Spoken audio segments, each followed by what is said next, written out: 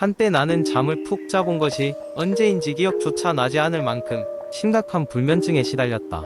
그로 인해 하루하루가 피곤하고 무기력했으며 이는 일상생활의 모든 부분에 악영향을 미쳤다. 그러던 어느 날 나는 숙면의 중요성 질 높은 수면을 위한 7가지 팁이라는 기사를 우연히 접하게 되었다. 당시 나에게는 절박한 해결책이 필요했다. 첫 번째 팁은 규칙적인 수면 시간 유지하기였다. 나는 그동안 불규칙한 시간에 자고 일어나는 습관이 몸에 배어 있었다. 이 습관을 고치기 위해 매일 같은 시간에 잠자리에 들고 같은 시간에 일어나기로 결심했다. 초기에는 습관을 고치는 것이 쉽지 않았지만 아이러니하게도 이 행동부터 수면 패턴이 조금씩 안정화되는 것을 느꼈다. 두 번째 팁은 침실 환경 조성하기였다. 침실은 오직 잠을 자는 장소여야 한다는 조언이었다. 나는 침실 내 텔레비전과 컴퓨터를 다른 방으로 옮겼고 조명을 은은하게 바꾸고 커튼을 두꺼운 것으로 교체했다. 이런 작은 변화들이 어떻게 큰 차이를 만들어내는지 실감하게 되었다. 침실은 진정한 안식처가 되었다. 세 번째는 카페인과 알코올 섭취 제한하기였다. 내가 커피를 너무 사랑해서 하루에 여러 잔씩 마시던 습관을 고칠 필요가 있었다. 처음에는 정말 힘들었지만 점차 허브티와 같은 대안으로 전환해 나갔다. 알코올은 피로를 유발한다는 사실을 깨닫고 저녁에는 거의 마시지 않게 되었다. 시간이 지나면서 호르몬 균형이 회복되는 것이 느껴졌다. 네 번째 팁은 운동하기였다. 사실 운동이 수면의 질을 높이는 데 효과가 있다고 미처 인지하지 못했었다. 그래서 나는 매일 저녁 걷기 운동을 시작했다. 신선한 공기를 마시며 걷는 것이 내 몸과 마음을 진정시켜 주었고 더욱 깊은 수면을 도와주었다.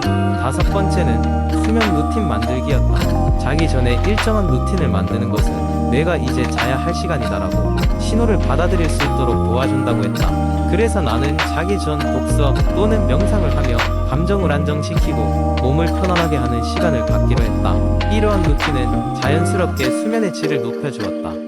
여섯 번째는 전자기기 사용 줄이기였다.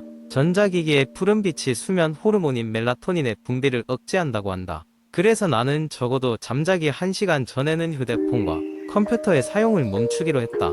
그것은 처음에는 꽤 어려운 일이었으나 어느새 버릇이 되어버렸고 나는 상당히 효과적인 변화를 경험하였다. 마지막으로 7번째는 스트레스 관리하기였다. 스트레스는 종종 불면증의 원인이 되기 때문에 이를 효과적으로 관리하는 것이 중요했다. 나는 요가와 명상을 통해 내면의 평화를 찾고 일상에서 작은 것들에 감사하는 마음을 갖도록 노력했다. 이러한 방법은 스트레스를 줄이고 이완된 상태에서 수면에 이를 수 있도록 도와주었다. 이렇게 7가지 팁을 하나하나 실천하면서 나는 불면증에서 점차 벗어날 수 있었다. 기운이 넘치고 매일 아침 상쾌한 기분으로 하루를 시작할 수 있게 되었다. 더 나아가 삶의 질 자체가 높아지는 기분을 느낄 수 있었다. 숙면의 중요성을 깨닫고 이를 적극적으로 해결하려고 했던 나 자신이 얼마나 고마운지 모른다. 질 높은 수면을 위해 노력하며 나의 이야기는 많은 사람들에게도 도움이 되었으면 좋겠다. 두 번째 이야기, 이 이야기는 체력 증진을 원하는 한 청년 민수의 이야기로 시작된다. 민수는 오랜 시간 동안 책상 앞에 앉아 공부와 업무에 집중하느라 자신의 체력을 돌보지 못했다. 그러던 어느 날 그는 거울 속에 비춰진 자신의 모습을 보고 깜짝 놀랐다. 힘없이 축 처진 어깨와 건강해 보이지 않는 피부에 스스로도 만족할 수 없었던 것이다. 민수는 결심했다. 이제는 운동을 통해 체력을 증진시키고 건강한 라이프 스타일을 가져가기로 말이다. 하지만 운동 초보자인 민수에게 무엇부터 시작해야 할지는 막막했다. 무턱대고 헬스장에 등록하는 것보다는 기초 체력을 다지는 것이 먼저라고 생각한 민수는 인터넷을 검색했고 체력 증진을 위한 초보자 필수 운동 가이드라는 글을 발견하게 되었다.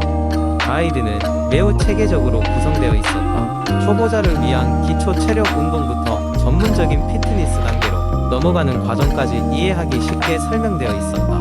민수는 그 가이드를 통해 체력 증진의 첫 발걸음을 떼기로 했다. 가이드는 크게 4가지 주제로 나뉘어 있었다. 첫째는 유산소 운동이었다. 가장 기본적이고 중요하다 여겨지는 걷기, 조깅, 자전거 타기 등의 운동으로 시작을 추천했다. 민수는 가벼운 조깅으로 시작했다. 처음에는 10분만 뛰어도 숨이 차고 힘들었지만 꾸준한 연습을 통해 점차 시간을 늘려갔다. 매일 아침 조깅을 한 달간 지속하자 혈색이 달라지고 체력이 눈에 띄게 좋아진 것을 느낄 수 있었다. 둘째는 근력 운동이었다. 체중을 이용하여 하는 스쿼트, 팔굽혀펴기 같은 기본 운동들이 포함되어 있었다. 민수에게는 근력이 부족했기 때문에 이 단계가 좀 더 도전적이었다. 하지만 그는 매일 밤 자기 전에 스쿼트 10개와 팔굽혀펴기 5개로 시작하여 점차 늘려가면서 근력이 개선되는 것을 느낄 수 있었다. 처음에는 제대로 된 자세를 잡는 것조차 어려웠지만 거듭된 연습 끝에 완벽한 자세로 운동할 수 있게 되었다. 셋째는 유연성 운동이었다. 스트레칭과 요가를 통해 유연성을 개선하고 부상 위험을 줄이는 것이 목표였다. 민수는 매일 운동을 끝내고 스트레칭을 잊지 않았고 주말에는 온라인 요가 강습을 따라했다.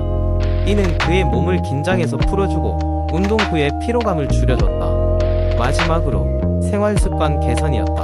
이는 운동 못지않게 중요한 부분이었다. 가이드는 충분한 수면과 규칙적인 식사를 강조했다. 민수는 늦은 시간까지 일하던 습관을 고치고 규칙적인 수면 패턴을 유지하기 위해 노력했다. 더불어 건강한 식단을 계획하고 충분한 물을 섭취하는 습관을 들였다. 몇 달이 흐르고 민수는 놀라운 변화를 경험했다. 체력뿐만 아니라 전반적인 삶의 질이 개선되었고 그 변화는 자극적인 회전목마처럼 지속적으로 그를 이끌었다. 주변 사람들마저 그의 변화를 눈치챌 정도였다. 민수는 운동을 두려워하는 사람들에게 이제 자신있게 말했다. 처음엔 막막하지만 작은 변화는 큰 결과로 연결될 수 있어. 체력 증진을 위한 길은 꾸준함과 인내를 필요로 해. 가이드가 나를 변화시켰듯이 누구에게나 큰 도움을 줄 거야. 이렇게 민수는 체력 증진의 길에서 더 깊이 들어가고 이제는 다른 초보자들에게 자신이 받은 도움을 주기 위해 체력 증진을 위한 초보자 필수 운동 가이드를 그는 추천하게 되었다. 세 번째, 이야기 바쁜 일상 속에서 건강을 챙기기 어려운 현대인에게 하루 5분 스트레칭은 마치 오아시스와도 같다. 출근 준비로 바쁜 아침, 잠시 시간을 내어 하루를 시작하는 작은 의식을 만들어보자. 조용한 방 한 구석에서 잠시라도 자신을 돌아보는 순간은 생각보다 큰 변화를 만들어준다. 얼마 전 나는 과도한 업무와 스트레스로 고단한 나날을 보내던 중이었다. 피로가 머리부터 발끝까지 스며들어 일상생활을 유지하기조차 버거운 상태였다. 이러한 시기에 우연히 알게 된 것이 바로 하루 5분 스트레칭이다. 처음에는 5분으로 뭘 할 수 있을까? 라는 의구심이 들었다. 그러나 친구의 강력한 추천과 사무실 동료들의 증언에 용기를 얻어 작은 도전을 시작했다. 첫째 날 아침, 잠에서 깬 후 마지못해 거실 바닥에 매트를 깔고 스트레칭을 시작했다. 깨끗한 공기를 마시며 심호흡을 하고 천천히 목과 어깨를 풀어주었다. 이어서 팔을 하늘로 쭉 뻗으며 전신의 긴장을 느슨하게 풀어나갔다.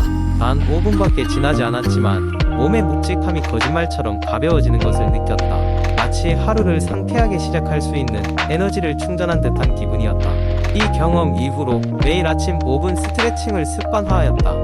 규칙적으로 실행하다 보니 건강에 긍정적인 변화가 찾아왔다.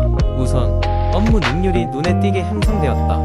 스트레칭으로 시작하는 아침 덕분에 머릿속이 맑아졌고 집중력이 높아졌다. 장시간 앉아 있어도 피로감이 덜하고 몸의 유연성도 늘어나 근육통이 심해지지 않았다. 또한 스트레칭은 신체적인 효과 외에도 정신적인 안정감을 가져다 주었다. 아침 스트레칭 시간은 나 자신과의 대화 시간이 되었다. 하루를 차분히 계획하며 긍정적인 마음가짐을 다질 수 있었다. 덕분에 하루의 돌발 상황에도 여유롭게 대처할 수 있어 스트레스가 현저히 줄어들었다. 하루 5분 스트레칭은 우리 삶에 작지만 중요한 메시지를 전해준다. 짧은 시간이라도 꾸준히 나만의 시간을 가지며 신체와 마음을 돌보는 것은 건강에 큰 변화를 일으킬 수 있다.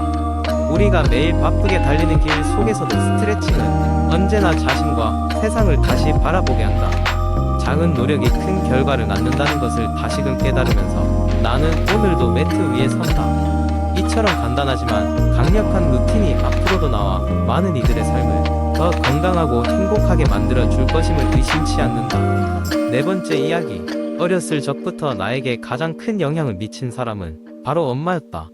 엄마는 늘 건강을 중요시 여기며 생활했기 때문에 자연스럽게 그녀의 생활 방식을 따르게 되었다. 엄마는 간단하지만 매우 효과적인 건강 관리 비법을 가지고 있었는데 그중 몇 가지를 소개하고자 한다. 엄마의 첫 번째 비법은 바로 아침의 시작은 따뜻한 물 한 잔으로였다. 엄마는 매일 아침 공복에 따뜻한 물을 한 잔 마셨다. 이 습관은 몸의 신진대사를 촉진시키고 밤새 쌓였던 체내 노폐물을 배출하는데 큰 도움을 준다고 했다. 처음에는 이런 작은 습관이 어떤 큰 영향을 줄 수 있을지 의심스러웠다. 그러나 매일 따뜻한 물을 마신 지 한 달이 되었을 때 몸이 가볍고 피부가 매끄러워지는 것을 체감하게 되었다. 두 번째로 엄마는 자연을 가까이 하라고 늘 말씀하셨다. 도시에 살면서 자연을 가까이 하는 것은 쉽지 않았지만 엄마는 매주 주말이면 가까운 공원에서 산책을 하거나 등산을 다녔다. 자연에서 시간을 보내는 것은 단순히 운동이 아닌 정신 건강에도 엄청난 영향을 준다고 했다. 맑은 공기를 마시고 자연의 소리를 들으며 걷는 것만으로도 스트레스가 해소되고 마음이 편안해지는 것을 느꼈다. 또한 엄마는 식사 후 꼭 10분 정도는 걸으셨다. 간격을 두고 산책을 나갔다기보다는 집 주변을 천천히 도는 것이 주된 운동이었다. 이러한 작은 움직임들이 위장 운동을 돕고 소화 촉진에 효과적이라 했다. 꾸준히 걸은 덕에 소화 불량으로 고생하는 일이 적어졌고 감량 효과까지 있었다고 한다. 마지막으로 엄마는 매일 일기를 썼다. 건강관리와 심리적 안정을 위해서는 내면의 목소리를 듣고 감정을 적는 것이 중요하다고 했다. 일기를 쓰며 하루를 되돌아보고 감사한 일을 기록하는 것이 일상의 긍정적인 변화를 이끌었다. 심리적인 안정감이야말로 건강에 중요한 기초가 된다는 엄마의 말에 깊이 공감했다. 이렇듯 엄마는 대단히 특별한 비법들이 아닌 작은 습관들을 통해 건강을 돌봤고 이는 나에게 많은 영향을 주었다. 현대인들은 바쁜 생활 속에서 건강 관리를 소홀히 하기 쉽지만 엄마가 가르쳐준 이 간단한 팁들은 누구나 쉽게 시작할 수 있는 것들이다. 이 이야기가 당신에게도 건강한 생활을 시작하는 내 작은 동기부여가 되었으면 한다.